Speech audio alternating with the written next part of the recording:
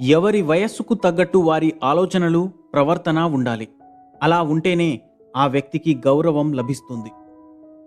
నీటిలో పడ్డ ప్రతివాడు చనిపోడు, ఈత రానివాడు మాత్రమే చనిపోతాడు. అలాగే సమస్యల్లో ఉన్న ప్రతివాడు ఓడిపోడు, పరిష్కారానికి ప్రయత్నించని వాడు మాత్రమే ఓడిపోతాడు.